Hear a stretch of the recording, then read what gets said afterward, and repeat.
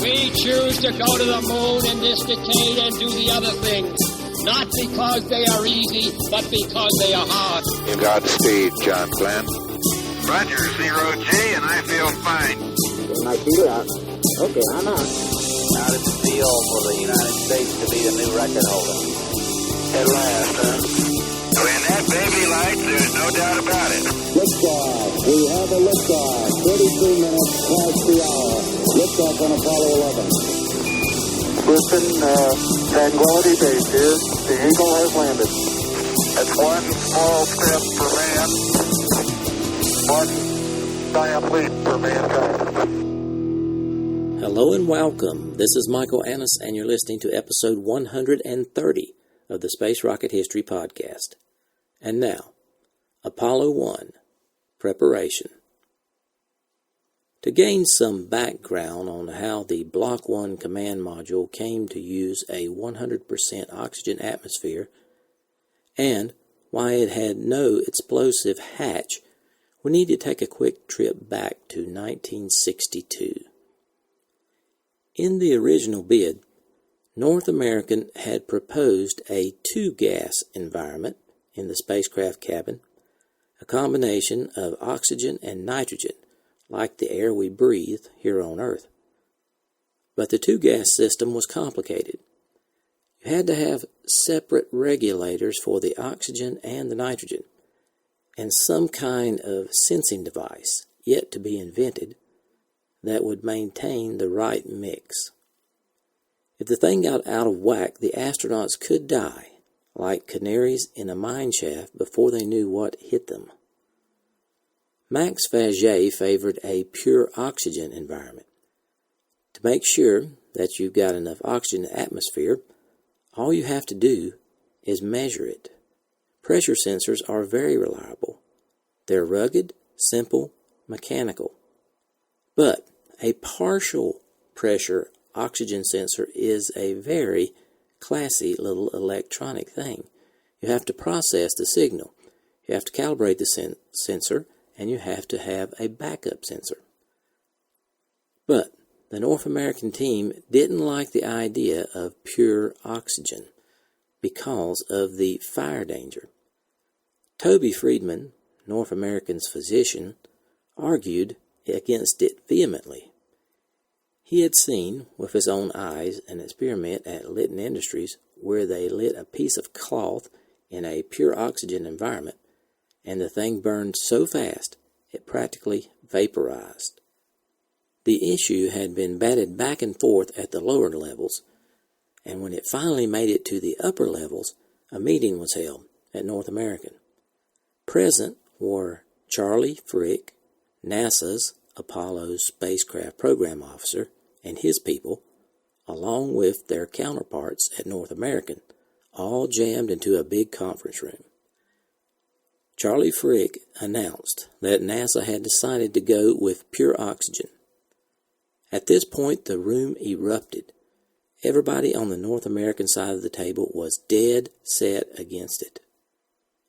Charlie Felts, North American's chief engineer of the Apollo program, said it plainly, quote, "It's the wrong thing to do," end quote. But Frick's team were concerned with the complexity of the two-gas system, and they were afraid it would be an astronaut killer. By the end of the meeting, John Paulp, North America's general manager, and Charlie Frick were screaming at each other. Finally, Frick cut it off. "You are the contractor," he shouted at Paulp. "You do as you're told, period." Though Charlie Felts was not a memo writer by nature, he felt strongly enough about this one to dash off a letter to Houston. But Houston was unmoved. The decision was based on the best judgment of the only people in the country with actual hands-on experience in spacecraft design. Gilruth and Faget were responsible for the Mercury capsule. The Mercury capsule had a pure oxygen environment, and it had already flown 3 tremendously successful missions without a problem. Storms told Gilruth he wouldn't make the change without written orders.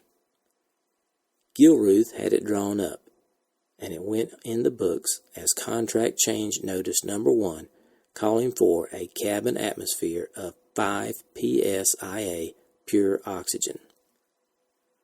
The troopers muttered and grumbled and then set about to design an oxygen environment, and the fear of fire was replaced by other fears more pressing and more immediate, and it receded into the background, a lurking horseman waiting for his moment to take the stage.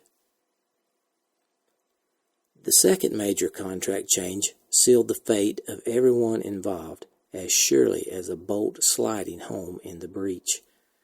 North American had proposed an explosive hatch on the ship, but NASA was unsettled by the idea of having a piece of the wall fastened on with explosive bolts. If the hatch blew accidentally while the astronauts were out of their suits, their blood would boil. The airplane builders at North American didn't share any of these concerns. They had been using explosive bolts to blow the canopies off fighter aircraft since the early 50s, and there had not been a single incident where a canopy blew off accidentally, not even in combat. But Max Faget had a gut-level resistance to the idea of an explosive hatch, and the roots of his aversion were easy to trace. Max had spent World War II in a U.S. Navy submarine, and there's nothing that gets a submariner's attention like the subject of hull integrity. The idea of an explosive hatch in the side of the ship made Max's skin crawl. On July 10, 1962, Faget and Bob Gilruth and Charlie Frick and several dozen key people from Houston arrived in Downey for a look at the first Apollo mock-up, which was a full-size wood and aluminum rendering of the spacecraft that reflected the design as of that moment. Along with the NASA contingent was one of the Mercury astronauts, Gus Grissom. All day long, the teams of specialists from NASA crawled over the mock-up with their opposite number from North American, while the photographers took shots of Grissom. Off to one side, several of the major players were clustered together in an argument about the cockpit hatch. As conceived by Feltz and Norm Riker from North American, the hatch would open outward, and that required a fairly complex locking mechanism. Max Faget hated it on sight. He wanted the hatch to open inward, with beveled edges like a cork, so the pressure inside the cabin would help seal it in place. It was a lot easier to design, and you didn't have to worry about the fasteners. The outward opening hatch would be a mechanical nightmare, and it would be very heavy. There was only one advantage to the North American approach. It could be opened in a hurry, because you didn't have to wait till the cabin was depressurized. But as far as Max Faget was concerned, North American was looking at the problem backwards. The primary concern was not how to escape from the spaceship in an emergency, but how to keep it in one piece so you didn't have an emergency in the first place. One clean, simple way to assure hull integrity was to design an uncomplicated square cork for a square hole without any of those explosive bolts. Charlie Feltz was vehement. He knew all kinds of guys up at Edwards who had saved their behinds by pulling the trigger and blasting free of a disintegrating airplane, and he couldn't understand why Max was so worried about it. Max said, "You ride in that ball all the way to the moon and back, and you blow that any one time and you've lost it all."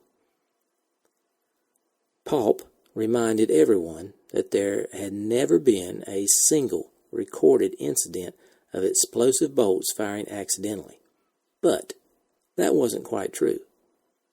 There had been one single incident, and the man it had happened to was right there in the room. On the second Mercury flight, Gus Grissom almost drowned when the hatch on his capsule blew off prematurely, and they lost the capsule itself in 2,800 fathoms. Grissom said he was just lying there waiting to be picked up when the hatch blew. None of the aircraft engineers believed that for a second. But NASA backed Grissom up to the hilt, publicly. Grissom always maintained it had been a malfunction, that the hatch had blown off by accident, but somehow there had been lingering skepticism in the press, at NASA, and even among the other astronauts.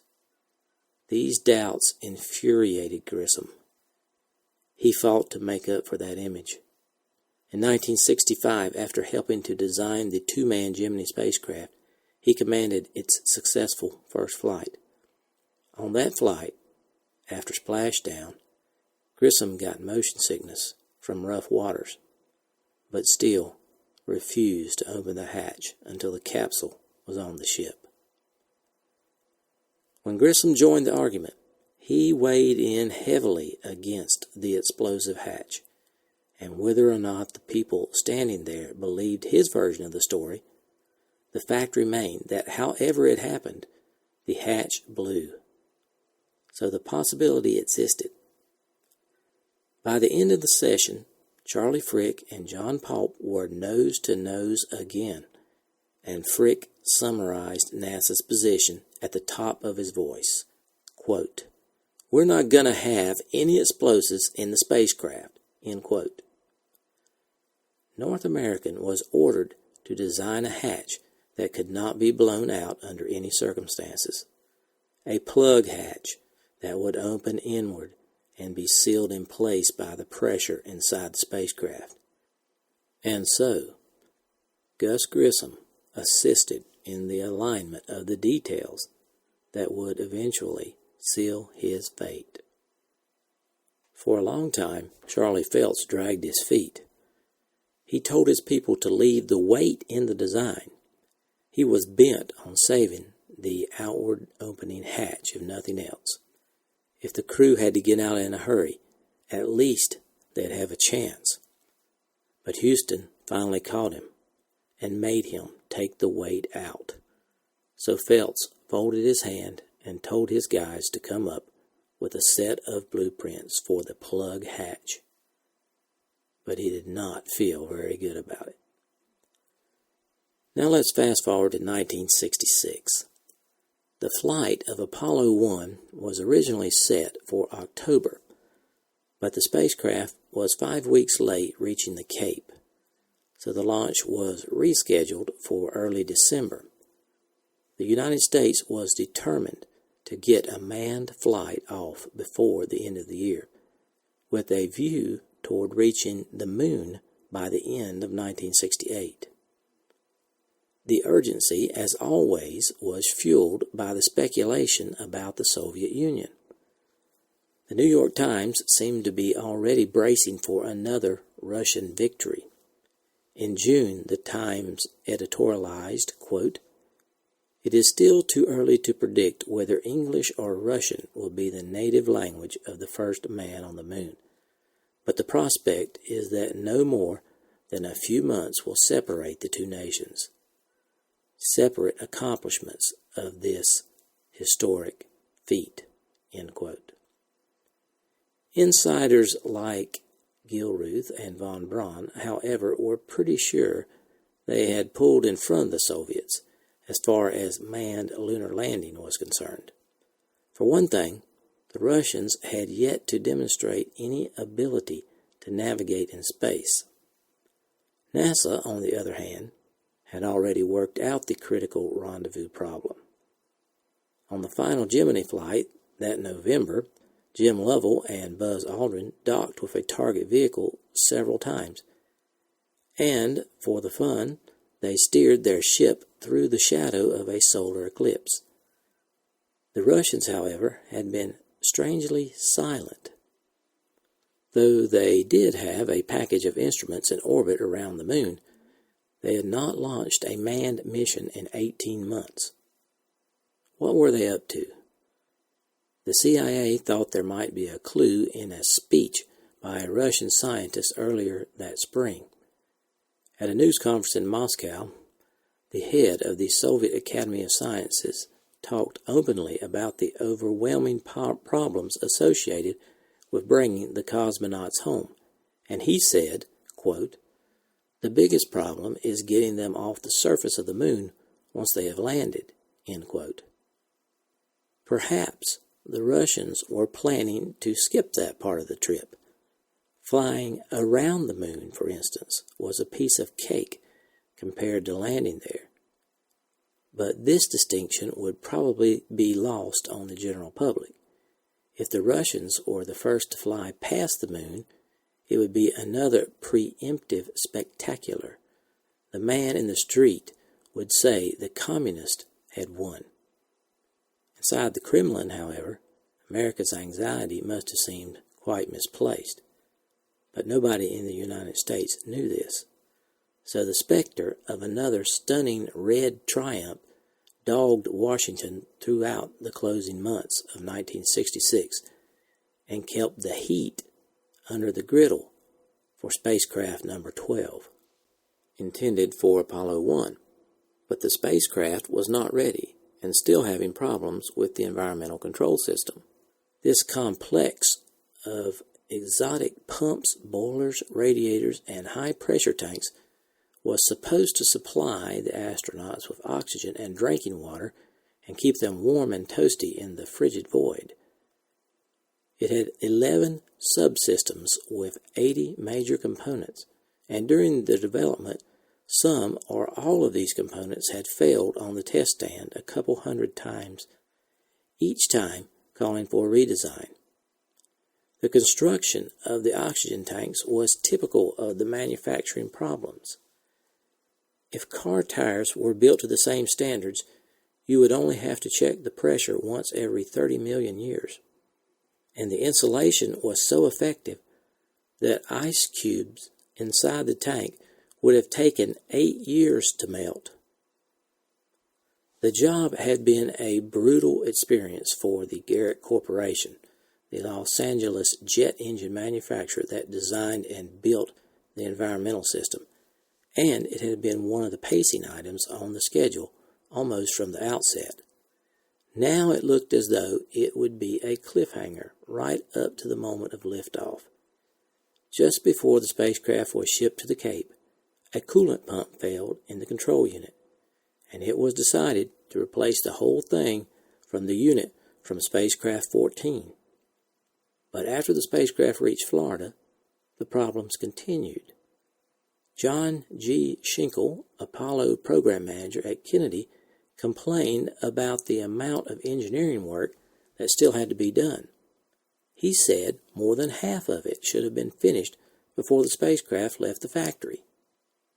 The environmental control unit needed to be replaced again, which held up testing in the vacuum chamber. The new environmental control unit was sent on November 2nd, and within 2 weeks it was installed and testing was begun. Unfortunately, the tests were so bad that it had to be returned to the manufacturer for further work. By mid-December, the component was back in Florida and in the spacecraft. Meanwhile, the service module had been waiting in a vacuum chamber for the command module. While it was sitting there, a light shattered and falling debris damaged several of the maneuvering thrusters.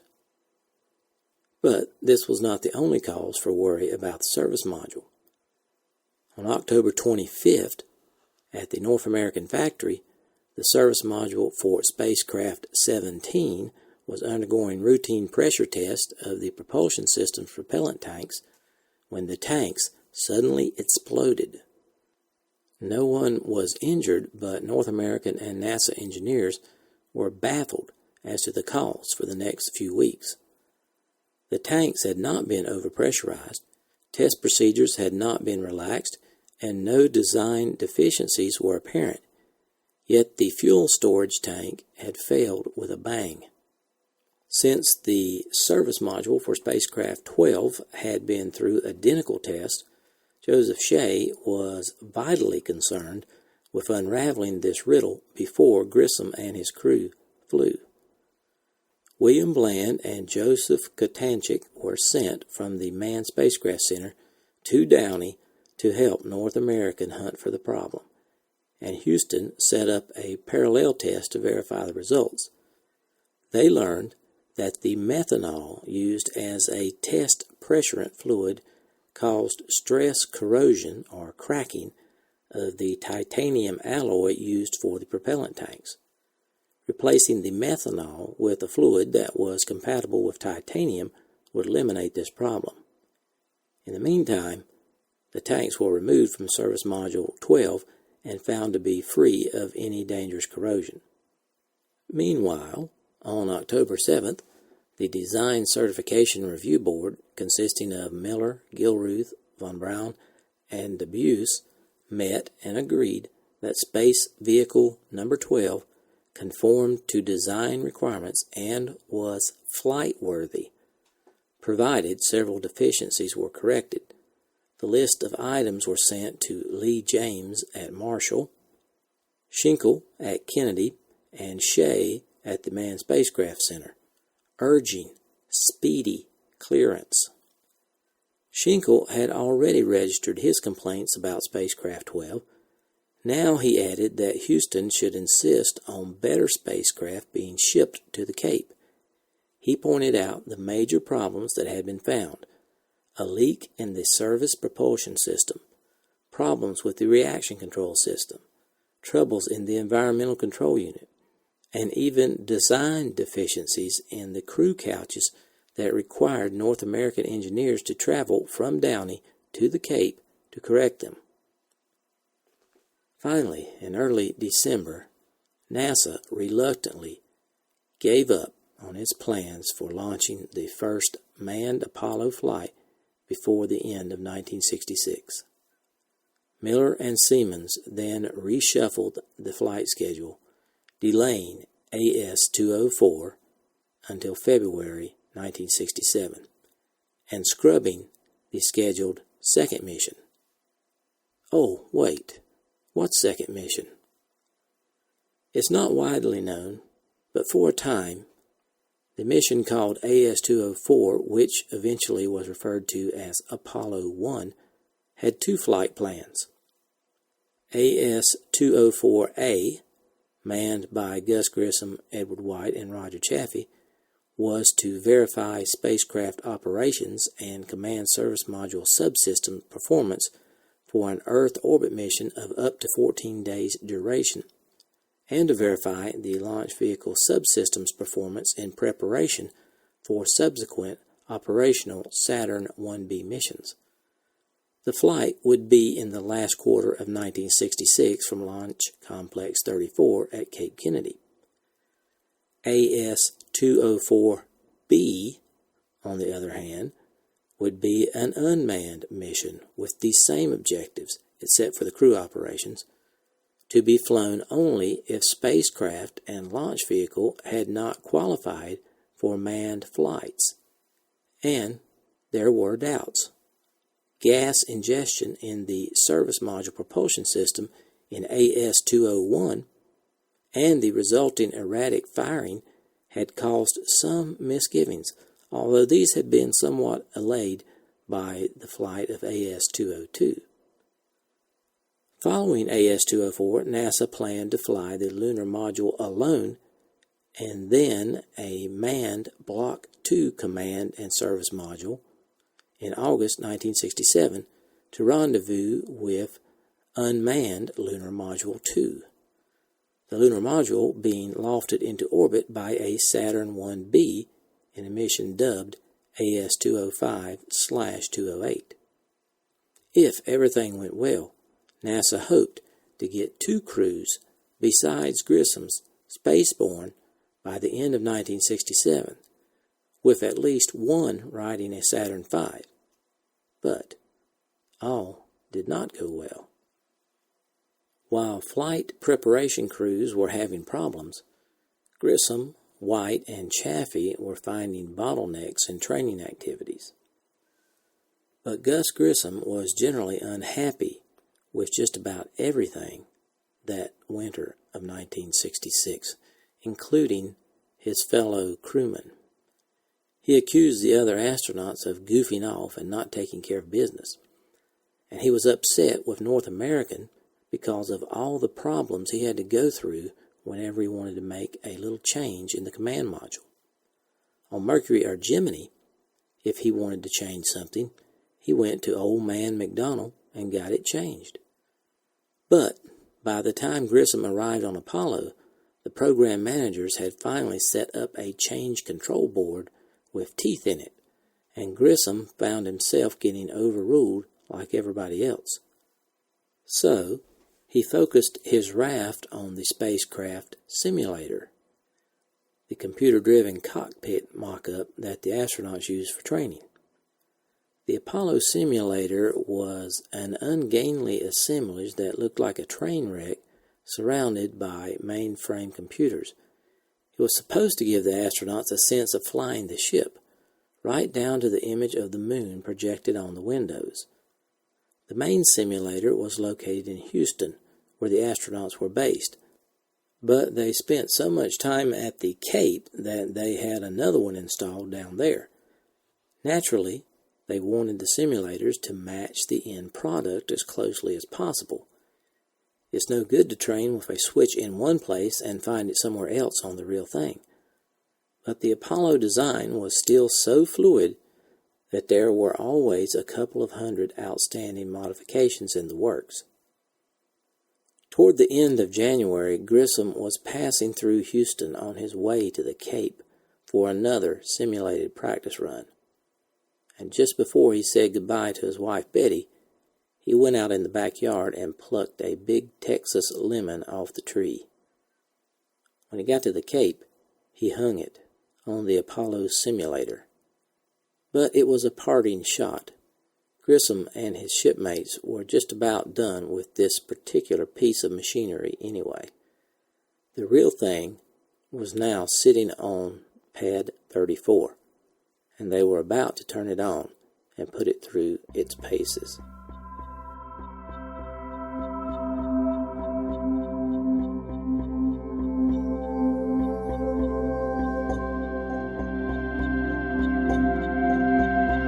Thanks for listening to this archive episode of the Space Rocket History Podcast. If you are financially able, please support the podcast by going to the homepage, spacerockethistory.com, and clicking on the orange donate button or the Patreon link. Thanks.